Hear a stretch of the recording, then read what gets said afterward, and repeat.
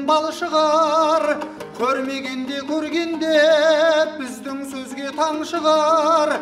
Көгіңді көркем көрсеткен жұлдызы менен ай шығар, тоныңды көркем көрсеткен құндызы менен бау шығар.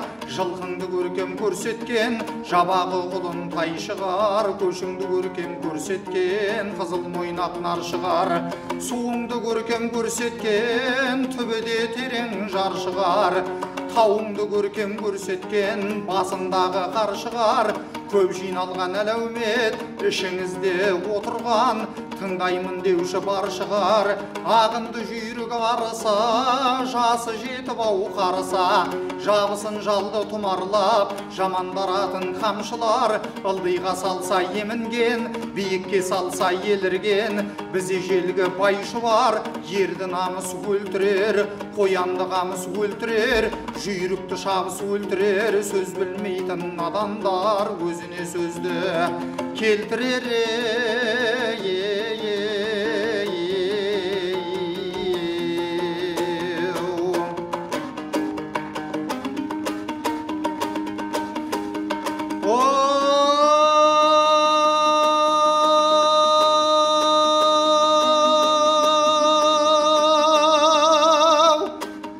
Шапсам шауып жеткізбен, қыза-қыза шабамын, ұшанына көз жетпес, жалпақ сары даламын.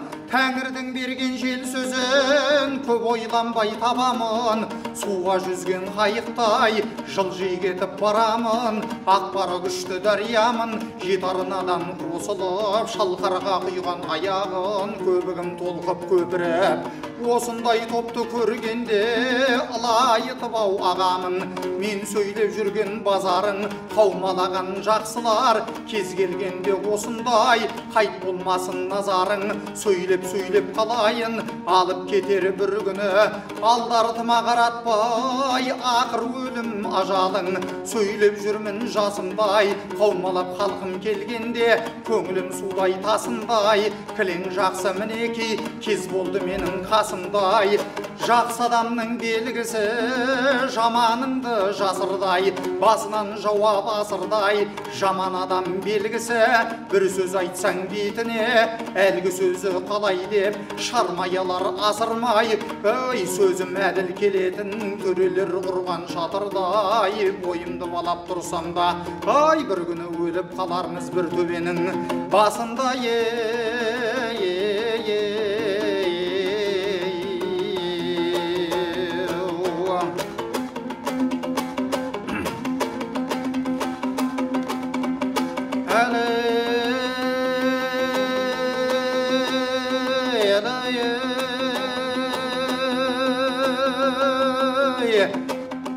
Ителгінің қыран болмағыңа, көңілінің зәрлісім, бүркіттің қыран болмағыңа, асқар таудың қарлысым.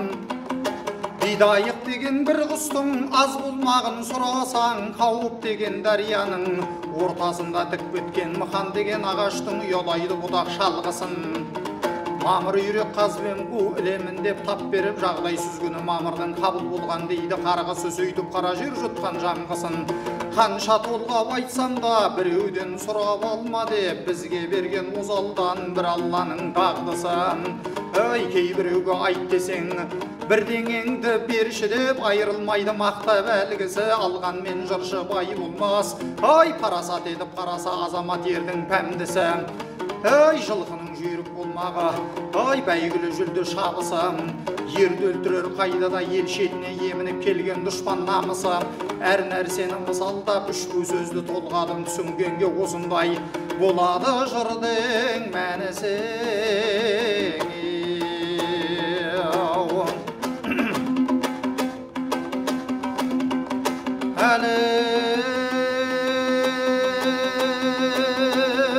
Айтпаймын сөзді асырып, байлаудағы ақсұңқар талпынып тұрар масығып.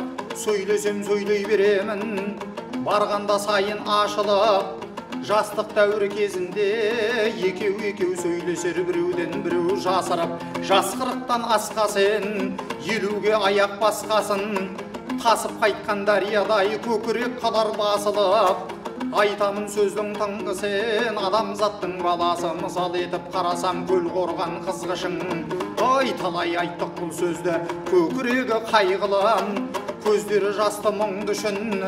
Ендігі жерде тілегім таңда мақшар күнінде, періштелер оң жазып сөзімді Алла шын қылсын.